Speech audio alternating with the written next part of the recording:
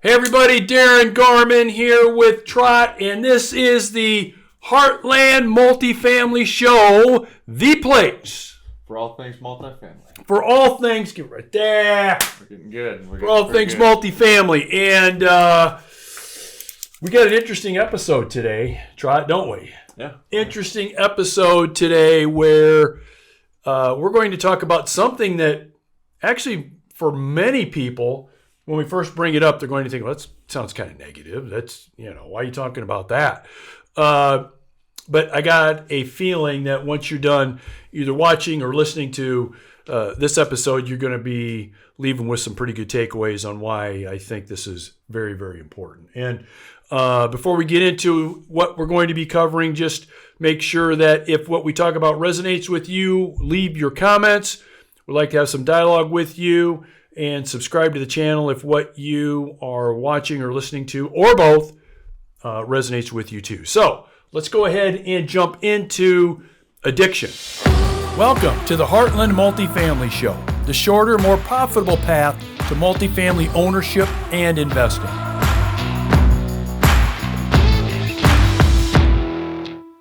That's right, the A word, Trot, addiction. So when I say the word addiction, what's like one of the first, give me like the first two or three things that like pop in your mind. What are you thinking? What do you think of when you hear addiction? Drugs, right? alcohol, gambling. Yeah. So you got a picture. So for me, it's like a picture of, like a drug addict. Yeah. Right. Or a gambling addict. Someone on the side of the road, shopping cart. Yeah. And there's a whole bunch of other addictions out there, obviously, other than, drugs and gambling. But bottom line is, first thing you thought of was bad. Yeah. First thing I think of if somebody says addiction to me is, the picture's bad. So it's bad. But addiction can be a great thing. It can be a powerful thing. And actually, if you use addiction, I think, the right way, it can really take you from where you are now to where you really want to be in whatever area of your life if you use addiction the right way. Okay, so let's talk about that. There are, let me do this. Let me give you some of my, what I think are addictions that help me and that propel me faster to where I want to go. All right, let's do that. And then I want to get your comments on it, okay? Addiction. So addiction number one, let's go with coffee. Okay? Coffee. Which makes sense. All right? Addiction number one. Yeah, so let me talk about that. Addiction number one for me would be coffee. So what? Obviously, I bet you there's a lot of people watching or listening that are probably, at least a cup of coffee a day, and that's probably what they've been doing for years, I would guess. But for me, so first thing I do when I get up in the morning is I head down and I have a cup of coffee. First thing, like every day. I mean, every day. It doesn't matter what day it is. Monday through Sunday, every day. Now, some people would say, geez, Darren, caffeine, that's probably not a very good thing to be addicted to. But I can tell you that by having that coffee every day, that's like the juice that gets the blood flowing that gets me started. Like wake the hell up. Yeah. It's the first thing that I use as a tool, right, to get the day going in the best possible direction possible, right? And so a lot of people would think, dude, coffee, that's too much. You might have a caffeine addiction. I probably do. Oh, you do? I don't think there's any doubt about that. Okay, so, all right.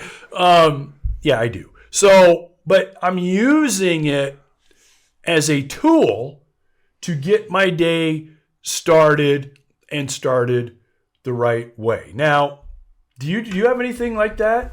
I mean, like in the morning, do you have like maybe a Diet Coke, it's some sort energy of drink? Is there like tea? Is there anything that you use to get things rolling right away? I go in spurts of coffee, tea, and Diet Mountain Dew. Right away when you get up. Yeah, pretty much. And do you do it every day? Yeah. Okay. Yep. So now there'd be a difference if you and I were to do.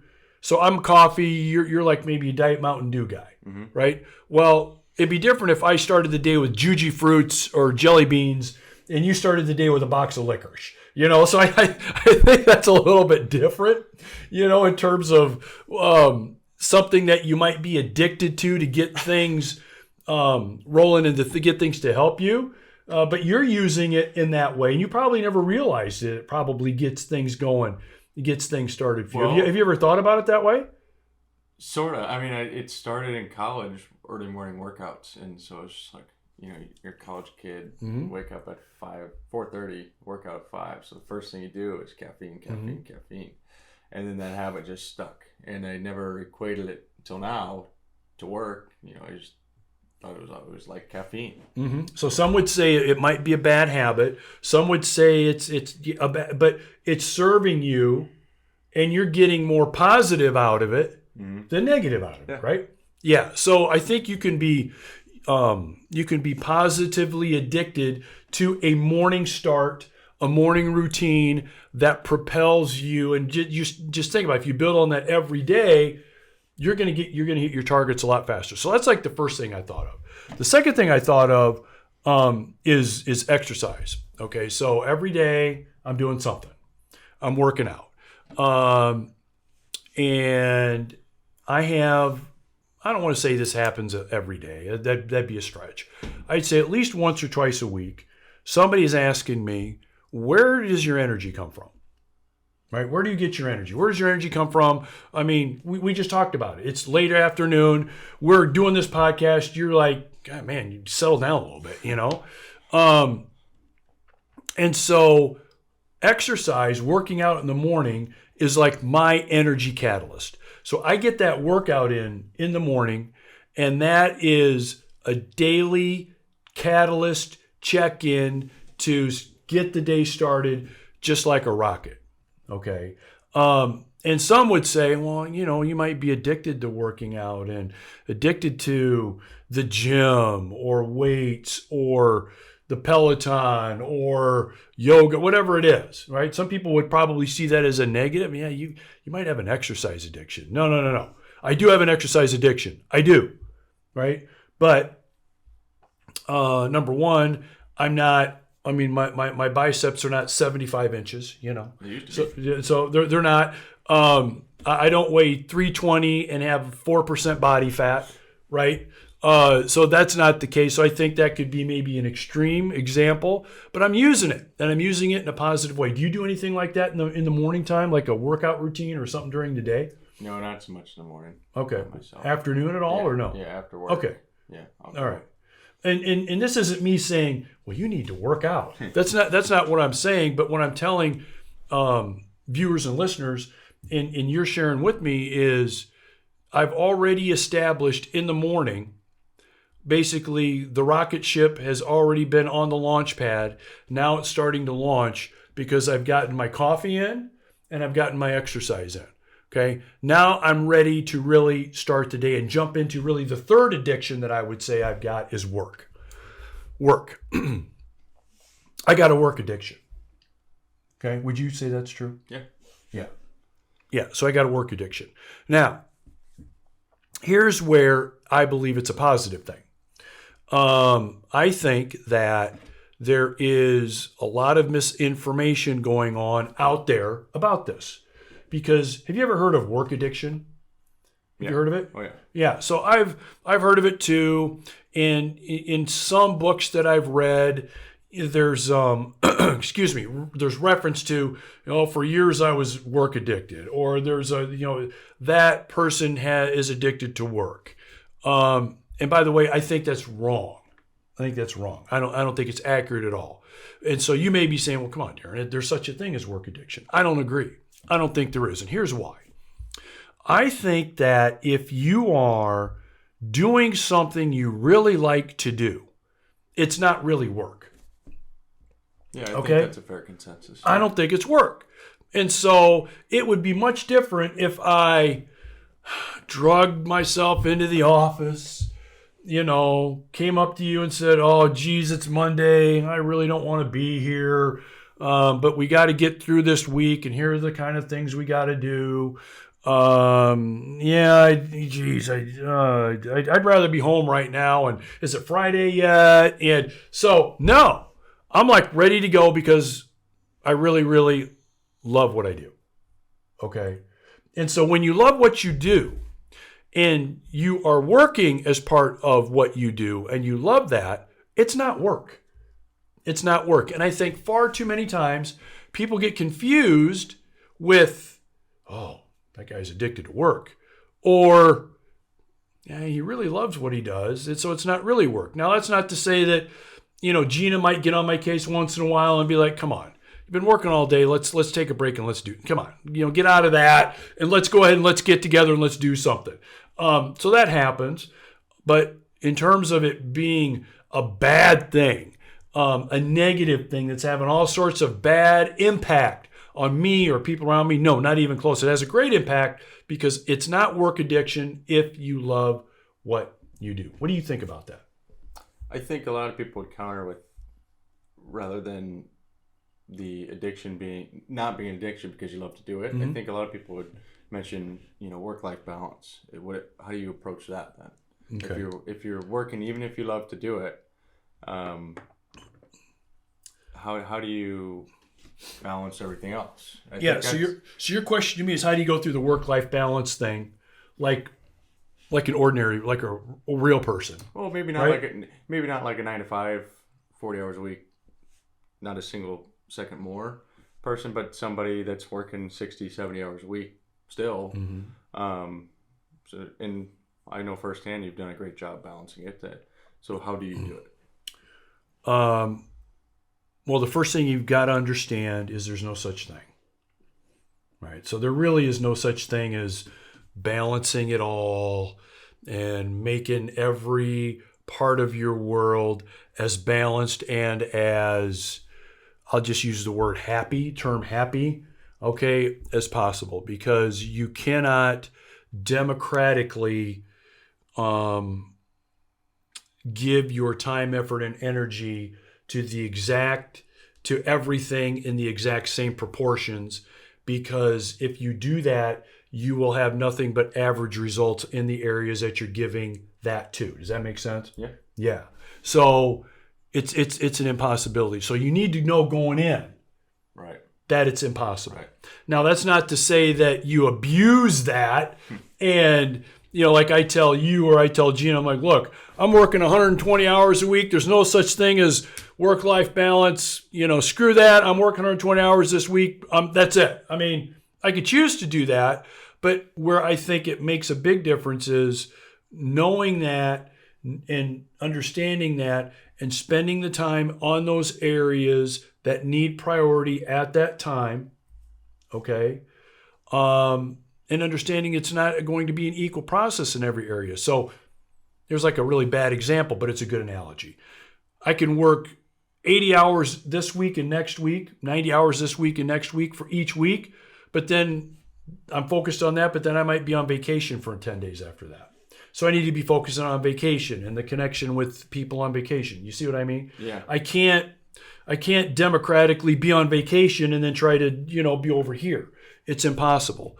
So it's knowing that and doing as good of a job as you can, knowing that. And also one more important part of it is this: the people that you are around, that are around you most, understand that too.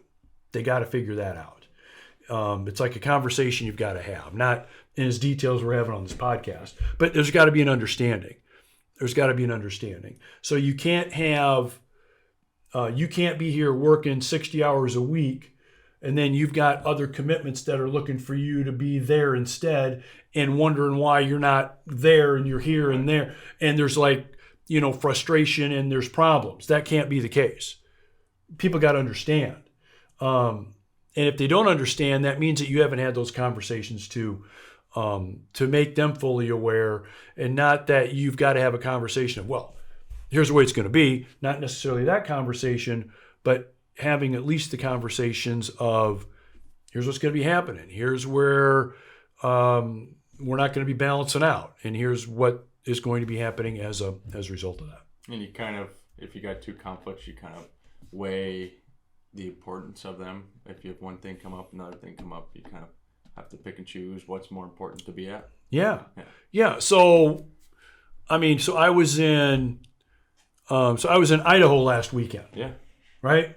I can't be in Idaho doing stuff in Idaho and, putting in the time, effort, and energy to do the multifamily empire thing all equally at the same time. Right. And so that's not so much a mystery to you and to anyone watching or listening, but I think far too many people think they need to be doing all of that as equally as much and as often and as well at the same time. And I think that's where a lot of frustration comes from people, is by attempting to do it instead of understanding it's impossible. It's not even worth trying to do. Okay, what else? So we've talked about some of the addictions. We've talked about the coffee addiction and how, something to get you going in the morning. The exercise, we talked about how that can be a positive thing. We talked about the work addiction. Which I think is total BS. So we've got that. What about let's go with another one that in our meeting this morning, our staff meeting, right? Yeah. I was talking about results. And we had more than one of our team members make the comment this morning that I got high expectations, right? You hear that? Did you hear that happen a couple times? I got high expectations. And so I got high expectations, and you know this too, Trot, because I'm pretty much addicted to results. That's like something that you really need to be addicted to and care about, are the results.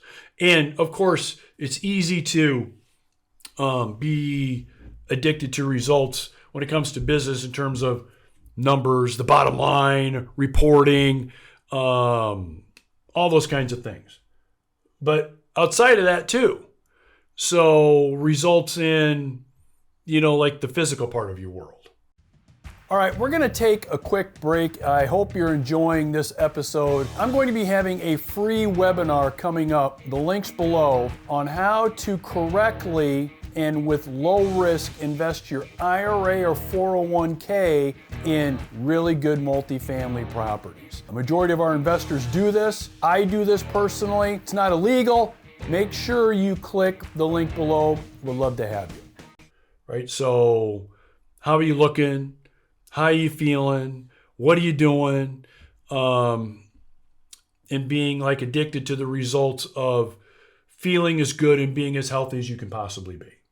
And everybody's got their own definition of what that is, what that looks like, but being addicted to it nonetheless. Then there's the, like the connection that you've got with people that you care about. So results in relationships, personal relationships. What are the results there? And how do I feel about that? And being addicted to that. And so being addicted to results isn't just about business. And a lot of people think it is just about business. It is about business. It applies to business big time, but it's about those other areas too. Because really at the end of the day, in almost any area of your life, results, all you should really care about are the results. In really every area. Because if you're doing something or you've got something going on in your life that you're not really happy about, it's probably because you haven't been paying enough attention to the results in that area. That's pretty much it.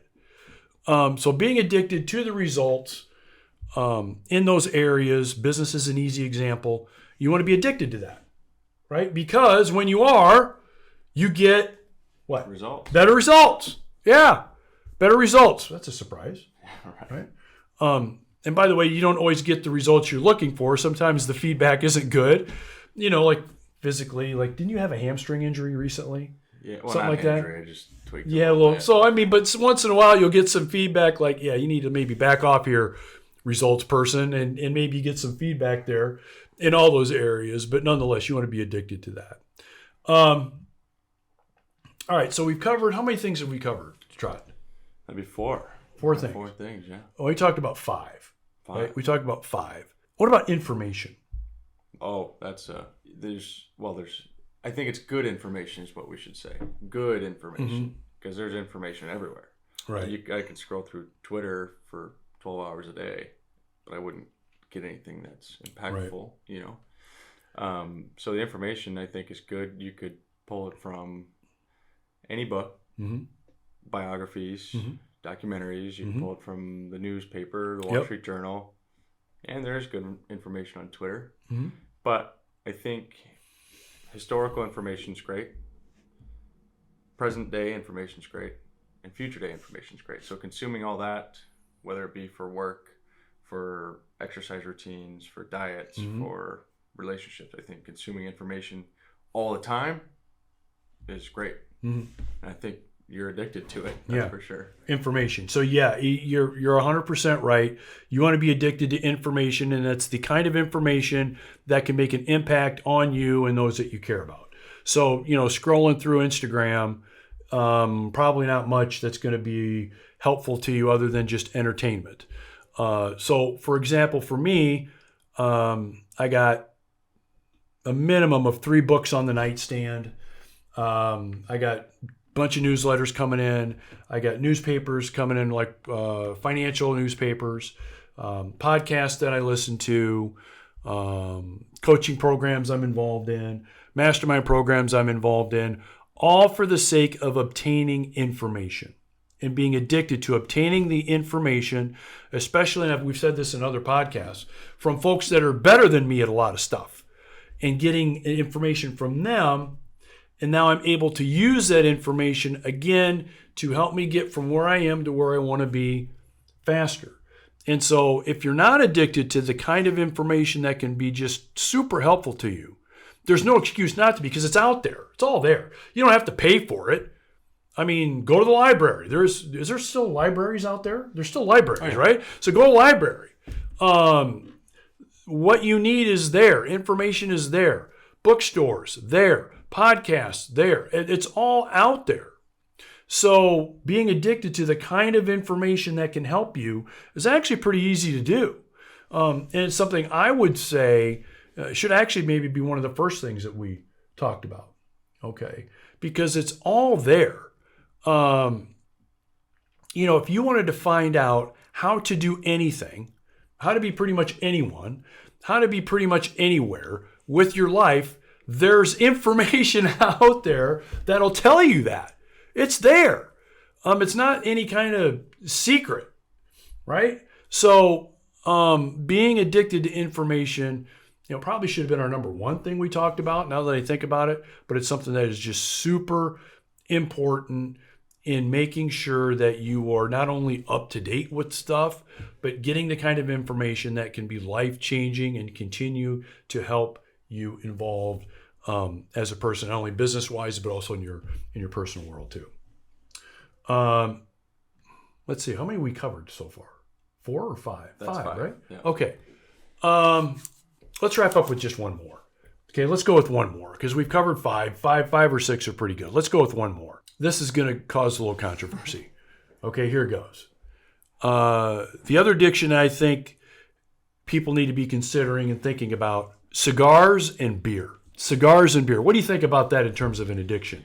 Cigars and beer. What do you think? I think you just gave me the green light to go home and drink 12-pack a night. I think really? That's what you're saying. That's what you're saying, right? Go home and that's all you'd have is 12? That's it? Yeah, good point. Really? Good point. Cigars and beer. Now, you're laughing at me, and people are probably watching or listening, wondering, okay, now you've really kind of gone off the deep end. I was maybe with you with the information and the results thing, but the cigar and beer thing, Garmin, I'm not with you. So follow me on this because I think it's actually important. So I have a routine where I will smoke a cigar and or have a beer after a pretty big win. Okay, a pretty big win. And so maybe it's a business win. Maybe we have a big closing. So today we put a property under contract, right? So we put a property under contract. That's kind of a win. So I can tonight go home, have maybe a beer, maybe have a cigar, or maybe both. Okay. Yeah, I'm really stretching, really kind of pushing it there, aren't I? But the point is, I will have something like that, cigar or beer. For me, I will have a cigar or beer to go ahead and what's the word I'm looking for? Celebratory. Yeah, but enforce, to enforce the positive part of that. Okay, It's a way to support and enforce the positivity that has happened in my life. Okay? And you said another word, celebrate. You're celebrating it. You're celebrating your win. And the way that I celebrate it, the way that I enforce it, the way that I make sure that it is something that really resonates with me and makes it a habit in my world is when I'm done with a good win, I'm going to have a cigar, I'm going to have a beer, I might have both. Okay? Now, here's the difference. A lot of people will have a cigar or a beer when bad shit happens, right? Bad day, oh, I better have a beer. Bad meeting, I better have a beer. Something bad or negative happens, like, oh, geez. How many times have you talked to somebody or been around somebody like, oh, God, I got to have a drink. I got to have a drink. Well, why? Well, it was a terrible day at the office, had a bad meeting. It was bad. I'm going to go have a 12-pack tonight when I get home. You said I could. Right? Well, that's what most people do with that. Okay? Well, that really kind of sets the wrong kind of tone, doesn't it? That really is a way to enforce a bad thing, right? That's a bad idea. So I never do that. So if I've had a bad day, a bad meeting, we've had a bad situation happen at the office, the shit has hit the fan, I'm not running to the bar, I'm not running home and breaking open the alcohol and breaking open the box of cigars and just going crazy. No, that's wrong. Wrong way to go. The right way to go is when the winning happens, is when now we bring out maybe a beer. Now we bring out a cigar, because now it just enforces that result, so that result keeps happening. Because if you enforce it the other way with the bad results, what do you think is going to keep happening? Bad results. The freaking bad results. And think about it. People that you may know or at least be familiar with, that has a habit of, let's say, alcohol, a lot of times it's a habit when things aren't going very well, right? Right. Oh, geez, bad day. Better have 7 beers. And there's most people associate that the wrong way is really what my point is. By doing it the other way, it can make a pretty big difference. Okay. So it'll be interesting to hear the comments we get back on the cigars and the beer thing.